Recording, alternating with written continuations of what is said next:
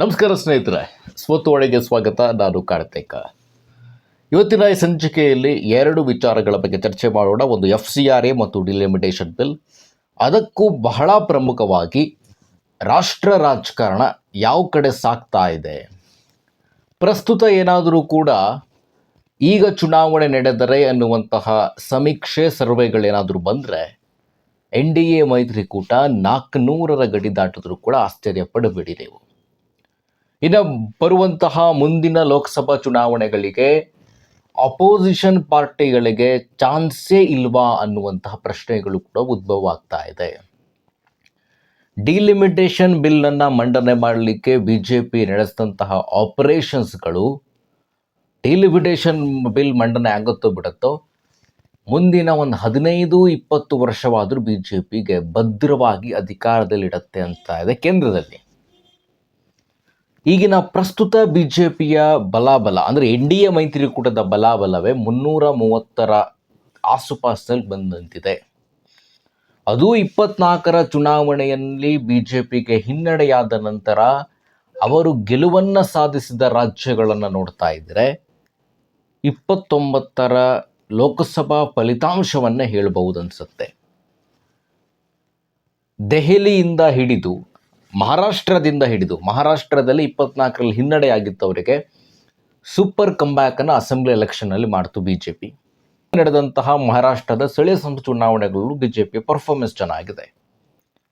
ಅಲ್ಲಿಂದ ತೆಗೆದುಕೊಂಡು ಬಂದು ಹರಿಯಾಣ, ದೆಹಲಿ, ಬಿಹಾರ, ಪಶ್ಚಿಮ ಬಂಗಾಳ, ಅದರಲ್ಲೂ ಸ್ಪೆಷಲಿ ಪಶ್ಚಿಮ ಬಂಗಾಳದಂತಹ ರಾಜ್ಯಗಳು BJP ಗೆಲುವನ್ನು ಸುಲಭವಾಗಿ, ಅದರಲ್ಲೂ ಪಶ್ಚಿಮ ಬಂಗಾಳದಂಥ ರಾಜ್ಯಗಳು BJPಗೆ ಸುಲಭವಾಗಿ ಗೆಲುವನ್ನು ತಂದುಕೊಡೋ ರಾಜ್ಯಗಳಾಗಿರಲಿಲ್ಲ. ಅಸೆಂಬ್ಲಿ ಎಲೆಕ್ಷನ್ಸ್ಗಳಲ್ಲೇ BJP ಈ ರೀತಿಯಾದಂತಹ ಕಂಬ್ಯಾಕನ್ನು ಮಾಡ್ತಾ ಇದೆ ಅಂತ ಹೇಳಿದ್ರೆ, ಲೋಕಸಭಾ ಚುನಾವಣೆಗಳಲ್ಲಿ BJP 29ಕ್ಕೆ ಸರಳವಾಗಿ ಬಹುಮತವನ್ನು ಪಡೆದುಕೊಂಡು ಲ್ಯಾಂಡ್ಸ್ಲೈಡ್ ವಿಕ್ಟ್ರಿ ಆ ಕಡೆ ಹೋದರೂ ಕೂಡ ಆಶ್ಚರ್ಯ ಪಡಬೇಡಿ. ಯಾಕೆ ಅಂತ ಕೇಳಿದ್ರೆ, ನೀವು ಪಶ್ಚಿಮ ಬಂಗಾಳದ TMCಯ 20 ಸಂಸದರು NDA ಮೈತ್ರಿಕೂಟಕ್ಕೆ ಬಂದರು. ಪಶ್ಚಿಮ ಬಂಗಾಳದಲ್ಲಿ BJPಯ ಭದ್ರಕೋಟೆ ಆಗಿದೆ ಈಗ ಅದು. ಮುಂದಿನ ಚುನಾವಣೆಯಲ್ಲಿ BJP TMCಗಿಂತಲೂ ಅತಿ ಹೆಚ್ಚು ಸ್ಥಾನವನ್ನು ಪಡೆದುಕೊಳ್ಳುತ್ತೆ. ಇನ್ನು ಮಹಾರಾಷ್ಟ್ರದತ್ತ ಬರೋಣ. ಮಹಾರಾಷ್ಟ್ರದಲ್ಲೂ ಕೂಡ BJP ಕಂಫರ್ಟೇಬಲ್ ಆಗಿದೆ. ಅಲ್ಲಿನ ಸಂಖ್ಯೆಗಳು ಸಹ ಹೆಚ್ಚಾಗ್ತಾ ಇದೆ. ಈಗ ಚುನಾವಣೆ ನಡೆದರೆ ಅನ್ನುವಂಥ ಸರ್ವೆಗಳು ಬರ್ತಾ ಇರ್ತವೆ. ಆ ಸರ್ವೆಗಳು ಈಗ ಬಂದರೆ BJP ಅರ್ಥಾತ್ NDA ಮೈತ್ರಿಕೂಟ 400ರ ಸಂಖ್ಯೆಗಳನ್ನು ದಾಟುತ್ತೆ. ಅವರ ಉದ್ದೇಶ ಡಿಲಿಮಿಟೇಷನ್ ಬಿಲ್ಲನ್ನು ಮಂಡನೆ ಮಾಡಲಿಕ್ಕೆ 2/3 ಮೆಜಾರಿಟಿ ಬೇಕು, 360ರ ಸಂಖ್ಯೆ ಬೇಕು ನಮಗೆ ಅಂತ ಹೋದರು. ಆದರೆ ಅವರಿಗೆ ಮುಂದಿನ ಚುನಾವಣೆಗಳಿಗೆ ಇವೆಲ್ಲವೂ ಕೂಡ ಶಕ್ತಿಯನ್ನು ತಂದುಕೊಡ್ತಾ ಇದೆ. ಇನ್ನು ರಾಹುಲ್ ಗಾಂಧಿ ಅವರ ಸೈನ್ಯ ಇದನ್ನೆಲ್ಲವನ್ನು ಕೂಡ ನೋಡಿಕೊಂಡು ಸುಮ್ಮನೆ ಕುಳಿತಿದೆ. ಅವರ್ಯಾವುದೂ ಕೂಡ ತಂತ್ರಕ್ಕೆ ಪ್ರತಿತಂತ್ರವನ್ನು ಕೊಡ್ತಾ ಇಲ್ಲ. ಈಗ ಬರ್ತಾ ಇರುವ ಸುದ್ದಿಗಳನ್ನು ನೋಡ್ತಾ ಇದ್ದರೆ, ಈ FCRA ಮತ್ತು ಡಿಲಿಮಿಟೇಷನ್ ಬಿಲ್ಲನ್ನು ಮಂಡನೆ ಮಾಡಲಿಕ್ಕೆ ಅಮಿತ್ ಶಾ ಸೈಲೆಂಟಾಗಿ ಸಭೆಗಳ ಮೇಲೆ ಸಭೆ ಮಾಡ್ತಾ ಇದ್ದಾರೆ. ಸೈಲೆಂಟಾಗಿ ಸಂಸತ್ತಿನಲ್ಲೇ ಸಭೆ ಮಾಡ್ತಾ ಇದ್ದಾರೆ. ಅಧಿವೇಶನಕ್ಕೆ ಬರ್ತಾ ಇಲ್ಲ ಅಮಿತ್ ಶಾ. ಮೋದಿಯವರು ಕೂಡ ಬರ್ತಾ ಇಲ್ಲ. ಇನ್ನು ಉಳಿದಂಥದ್ದು 1 ವಾರ ಅನ್ಕೊಳ್ಳಿ, ಇನ್ನೊಂದೇ ವಾರ ಇರುವಂಥದ್ದು ಸಂಸತ್ ಮಳೆಗಾಲದ ಅಧಿವೇಶನದ ಮುಗಿಯಲಿಕ್ಕೆ ಇರುವಂಥ ಸಮಯ.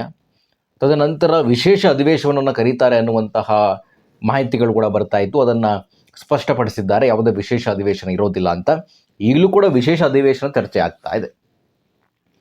ಒಟ್ಟಾರೆಯಾಗಿ 29ಕ್ಕೆ BJPಯ ದಾರಿ ಸುಲಭವಾಗುವಂತಿದೆ. ಇನ್ನು ಮುಂದಿನ ದಿನಗಳಲ್ಲಿ ಯಾವೆಲ್ಲ ರೀತಿ ಬದಲಾವಣೆ ಆಗುತ್ತೆ ನೋಡಬೇಕು. ಸದ್ಯಕ್ಕಂತೂ 29ಕ್ಕೆ BJP ಪುನಃ ಅಧಿಕಾರಕ್ಕೆ ಬರೋದನ್ನು ಯಾರಿಂದಲೂ ಕೂಡ ತಪ್ಪಿಸಲಿಕ್ಕೆ ಸಾಧ್ಯವಾಗೋದಿಲ್ಲ ಅನ್ನುವಂಥ ಸಂಖ್ಯೆಗಳಿದೆ. ಇತ್ತೀಚಿನ ಚುನಾವಣೆಗಳ ಫಲಿತಾಂಶಗಳೇ ಅದನ್ನು ಹೇಳ್ತಾ ಇದೆ. ಇನ್ನು ಈ ಡಿಲಿಮಿಟೇಷನ್ ಬಿಲ್ ಮತ್ತು FCRA ಕಡೆ ಬರೋದೇ ಆದರೆ, ಸ್ನೇಹಿತರೆ, FCRA ಬಿಲ್ ಯಾಕೆ ಬೇಕು ಅನ್ನೋದನ್ನು BJP ಹೇಳೋದಕ್ಕಿಂತ ಅದನ್ನು ವಿರೋಧ ಮಾಡ್ತಾ ಇದ್ದಂಥವ್ರು ಅದನ್ನು ಹೇಳ್ತಾ ಇದ್ದಾರೆ. ಯಾಕೆ ಆ FCRA ಬಿಲ್ನ ಅವಶ್ಯಕತೆ ಇದೆ ಅಂತ ಹೇಳಿ. ಅಮೇರಿಕಾದ ಪ್ರಸ್ತುತ ಅಧಿಕಾರದಲ್ಲಿರುವಂಥ ಡೊನಾಲ್ಡ್ ಟ್ರಂಪ್ ಅವರ ರಿಪಬ್ಲಿಕನ್ ಪಾರ್ಟಿಯ ಸಂಸದನೇ ಕೆಂಡ ಕಾರ್ತಾ ಇದ್ದಾನೆ FCRA ಬಿಲ್ ತರೋದ್ರಿಂದಾಗಿ ಯಾವೆಲ್ಲ ವಿಚಾರಕ್ಕೆ ಸಂಬಂಧಪಟ್ಟಂತೆ ಧಕ್ಕೆ ಆಗತ್ತೆ ಅಂತ. ಇನ್ನು ಎಂದಿನಂತೆ ನಮ್ಮ ಕಾಂಗ್ರೆಸ್ನ ನಾಯಕರುಗಳು ಸ್ವತಃ ವೇಣುಗೋಪಾಲ್ರವರೇ ಮಾಧ್ಯಮಗಳಿಗೆ ಮಾತನಾಡಿ ಯಾಕೆ FCRA ಬಿಲ್ ಬೇಡ ಅನ್ನೋದನ್ನು ಸ್ಪಷ್ಟಪಡಿಸ್ತಾ ಇದ್ದಾರೆ. ಅವೆಲ್ಲ ಕೂಡ ನೀವು ಗಮನಿಸಿರ್ತೀರಿ. ಈ ದೇಶಕ್ಕೆ FCRA ಬಿಲ್ಲಿನ ಅವಶ್ಯಕತೆ ಖಂಡಿತವಾಗಲೂ ಕೂಡ ಇದೆ. ಏನಿದು FCRA ಬಿಲ್ ಸ್ವಲ್ಪ ಹೇಳ್ಬಿಡ್ತೀನಿ ನಿಮ್ಗೆ ತಿಳ್ಕೊಂಡಿರ್ತೀರಿ. ಈಗಾಗಲೇ ಫಾರಿನ್ನಿಂದ ಬರ್ತಾ ಇರುವಂತಹ ಫಂಡ್ಗಳೇನಿದೆ, ಇಲ್ಲಿನ NGOsಗಳಿಗೆ ಫಾರಿನ್ನಿಂದ ಫಂಡ್ ರೈಸ್ ಆಗ್ತವೆ. ಅದು 1000 ಕೋಟಿಗಳ ಲೆಕ್ಕದಲ್ಲಿ ವರ್ಷಕ್ಕಿರ್ತವೆ. ಇಲ್ಲಿ ಆ ಅವಕಾಶ ಇರುವಂಥದ್ದು ಇಲ್ಲಿನ ವಿದ್ಯಾರ್ಥಿಗಳ ವಿದ್ಯಾಭ್ಯಾಸಕ್ಕೆ, ನೆರೆ ಸಮಸ್ಯೆಗಳಿಗೆ, ಇನ್ನೂ ಬೇರೆ ಬೇರೆ ರೀತಿಯ ಸಮಸ್ಯೆಗಳಿಗೆ ಫಾರಿನ್ನಿಂದ ಫಂಡನ್ನು ತೆಗೆದುಕೊಳ್ಳಲಿಕ್ಕೆ ಅವಕಾಶ ಇದೆ. ಅದಕ್ಕೆ ಕೇಂದ್ರ ಸರ್ಕಾರದ ಪರ್ಮಿಷನ್ ಕೂಡ ತೆಗೆದುಕೊಂಡಿರಬೇಕು. ಕೇಂದ್ರ ಸರ್ಕಾರದ ಗಮನಕ್ಕೆ ಏನು ಬಂದಿದೆ ಅಂದರೆ, ಇಲ್ಲಿನ ಕೆಲವು ಮಿಷನರಿಗಳು ಅದನ್ನು ಕನ್ವರ್ಟ್ ಮಾಡಲಿಕ್ಕೆ, ಮತಾಂತರ ಮಾಡಲಿಕ್ಕೂ ಕೂಡ ಬಳಸಿಕೊಳ್ತಾ ಇದ್ದಾರೆ ಆ ದುಡ್ಡನ್ನು. ಬಹಳ ಪ್ರಮುಖವಾಗಿ ಇದಕ್ಕೆ ಅಲ್ಲಿಂದ ಫಂಡ್ ರೈಸ್ ಆಗ್ತಾ ಇರೋದು ಫಾರಿನ್ನಿಂದ, ಅದರಲ್ಲೂ ಅಮೇರಿಕದಿಂದ. ಇನ್ನು ಬೇರೆ ಬೇರೆ ದೇಶ ವಿರೋಧಿ ಚಟುವಟಿಕೆಗಳಿಗೆ ಅಲ್ಲಿಂದ ಬರ್ತಾ ಇರೋ ಫಂಡ್ಗಳ ಬಳಕೆ ಆಗ್ತಾ ಇದೆ.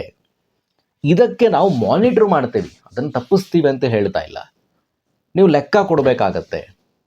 ಈಗ ಒಂದು NGO ಸಂಸ್ಥೆ ಯಾವುದೋ ಒಂದು ಫಾರಿನ್ನಲ್ಲಿರುವಂಥ ಒಂದು ಸಂಸ್ಥೆಯಿಂದ ಫಂಡನ್ನು ತೆಗೆದುಕೊಂಡಿದೆ ಅಂತ ಹೇಳಿದ್ರೆ, ಯಾಕಾಗಿ ತೆಗೆದುಕೊಂಡ್ರಿ ಮತ್ತು ಅದನ್ನು ಎಲ್ಲೆಲ್ಲಿ ಬಳಕೆ ಮಾಡಿದ್ರಿ ಅನ್ನೋದರ ಲೆಕ್ಕವನ್ನು ನೀವು ಕೇಂದ್ರ ಸರ್ಕಾರ ಕೊಡಬೇಕಾಗತ್ತೆ.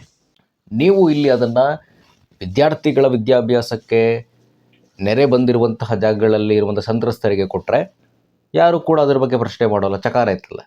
ಅದನ್ನು ನೀವು ತಪ್ಪಾಗಿ ಬಳಸಿಕೊಂಡ್ರೆ ಆಗ ಅದು ಸಮಸ್ಯೆ ಆಗುತ್ತೆ. ಒಂದು ವೇಳೆ ನೀವು ಅದನ್ನು ತಪ್ಪಾಗಿ ಬಳಸಿಕೊಂಡಾದಲ್ಲಿ FCRA ಬಿಲ್ ಬಂದ ನಂತರ ನಿಮ್ಮ ಆಸ್ತಿಯನ್ನು ಕಂಪ್ಲೀಟಾಗಿ, ನಿಮ್ಮ ಆಸ್ತಿಗಳನ್ನು ಸರ್ಕಾರ ಮುಟ್ಟುಗೋಲು ಹಾಕೊಳ್ಳುತ್ತೆ. ಇದಕ್ಕೆ ಯಾಕೆ ವಿರೋಧ? ನಾವು ವಿರೋಧ ಪಕ್ಷದಲ್ಲಿದ್ದೇವೆ ಅನ್ನೋ ಮಾತ್ರಕ್ಕೆ ವಿರೋಧ ವ್ಯಕ್ತಪಡಿಸ್ತಾ ಇದ್ದಾರಾ, ಅಥವಾ ಇದಕ್ಕೆ ಅವರಿಗೆ ಏನಾದರೂ ಲಾಭ ಆಗ್ತಾ ಇತ್ತಾ ಇಲ್ಲಿಯ ತನಕ ಅನ್ನೋ ಪ್ರಶ್ನೆ ಕೂಡ ಉದ್ಭವ ಆಗುತ್ತೆ. ಹಿಂದೆ 2016ರಲ್ಲಿ ಡಿಮಾನಿಟೈಸೇಷನ್ ಮಾಡಲಾಯಿತು. ಉತ್ತರ ಪ್ರದೇಶದ ಚುನಾವಣೆ ಅದೇ ಸಂದರ್ಭದಲ್ಲಿತ್ತು. ಪಾಕಿಸ್ತಾನದಿಂದ 60,000 ಕೋಟಿ ಹಣ ಉತ್ತರ ಪ್ರದೇಶದ ಚುನಾವಣೆಗೆ ಬರ್ತಾ ಇತ್ತು. ಈ ಸುದ್ದಿ ಕೂಡ ಇತ್ತು. FCRA ಬಿಲ್ 100% ಮಂಡನೆ ಆಗುವ ಸಾಧ್ಯತೆ ಇದೆ. ಇನ್ನು ಡಿಲಿಮಿಟೇಷನ್ ಬಿಲ್ ಬಗ್ಗೆ ಮಾತನಾಡೋದೇ ಆದರೆ, ಇದಕ್ಕೆ 2/3 ಮೆಜಾರಿಟಿಯ ಅವಶ್ಯಕತೆ ಇದೆ. ಇದಕ್ಕೆ ಸಂಬಂಧಪಟ್ಟಂತೆ ಭರ್ಜರಿಯಾದ ಸಿದ್ಧತೆಯೊಂದು ತೆರೆಯ ಹಿಂದೆ ನಡೆದಿದೆ. ಅಮಿತ್ ಶಾ ಅವರು ತಂತ್ರಗಾರಿಕೆಯನ್ನು ಮಾಡಿದ್ದಾರೆ. ನಮಗೆ ಸಿಗ್ತಾ ಇರುವ ಲೆಕ್ಕಾಚಾರದ ಪ್ರಕಾರ 330ರ ಆಸುಪಾಸಲ್ಲಿ NDA ಮೈತ್ರಿಕೂಟ ಇದೆ. DMKಯನ್ನು ಹೊರತುಪಡಿಸಿ ಹೇಳ್ತಾ ಇರುವಂಥದ್ದು. DMK ಈಗಷ್ಟೇ ಉದಯನಿಧಿ ಸ್ಟಾಲಿನ್ ಅವರು ಸ್ಪಷ್ಟಪಡಿಸಿದ್ದಾರೆ, ನಾವು ಯಾವುದೇ ಕಾರಣಕ್ಕೂ ಡಿಲಿಮಿಟೇಷನ್ ಬಿಲ್ಗೆ ಬೆಂಬಲವನ್ನು ಕೊಡೋದಿಲ್ಲ ಅಂತ. ಈ ಸಂಖ್ಯೆ ನಾನು ಹೇಳ್ತಾ ಇರುವಂಥದ್ದು ಎಲ್ಲ ಪಕ್ಷಗಳ ಸದಸ್ಯರು, ಒಂದು ವೇಳೆ ವಿರೋಧ ಪಕ್ಷಗಳು ವಿಪ್ ಜಾರಿ ಮಾಡಿದಾಗ ಎಲ್ಲ ಸದಸ್ಯರು ಇದ್ದಾಗ ಈ 360 ನಂಬರ್ ಬೇಕಾಗತ್ತೆ. ಕೆಲವರು ಸಮತ್ಯಾಗ ಮಾಡ್ತಾರೆ, ಇವೆಲ್ಲವೂ ಕೂಡ ಸುದ್ದಿಗಳಿದೆ. ಡಿಲಿಮಿಟೇಷನ್ ಬಿಲ್ ಈ ಮಳೆಗಾಲದ ಅಧಿವೇಶನದಲ್ಲಿ ಬರಲ್ವಾ ಅನ್ನೋದು ಯಕ್ಷ ಪ್ರಶ್ನೆ. ಇಲ್ಲಿಯ ತನಕ ಬರುತ್ತೆ ಅನ್ನುವಂಥ ಸುದ್ದಿಗಳು ಬರ್ತಾ ಇತ್ತು. ಬಟ್ ಇಷ್ಟು ದಿನಗಳಾದರೂ ಕೂಡ ಇನ್ನು 1 ವಾರ ಇದೆ. ಇಡೀ ವಿಪಕ್ಷಗಳು ಬರೀ ಗದ್ದಲವಲ್ಲೇ ಸದನವನ್ನು ಮುಗಿಸ್ತಾ ಇದ್ದಾರೆ. ನೋಡಬೇಕು ಡಿಲಿಮಿಟೇಷನ್ ಬರಲ್ವಾ ಅನ್ನೋದು. ಒಟ್ಟಾರೆಯಾಗಿ FCRA ಬಿಲ್ ಅಂತೂ ಬರುತ್ತೆ. ಡಿಲಿಮಿಟೇಷನ್ ಬಿಲ್ಲನ್ನು ಮಂಡನೆ ಮಾಡಲಿಕ್ಕೆ BJP ಮಾಡಿದಂತಹ ಆಪರೇಷನ್ಸ್ಗಳು ಅವರಿಗೆ ಮುಂದಿನ ಚುನಾವಣೆಗಳಲ್ಲಿ ಹೆಲ್ಪ್ ಆಗುತ್ತೆ. ಇದರೊಂದಿಗೆ ಇವತ್ತಿನ ಈ ಸಂಚಿಕೆ ಮುಗಿಸ್ತಾ ಇದ್ದೀನಿ. ನಮಸ್ಕಾರ.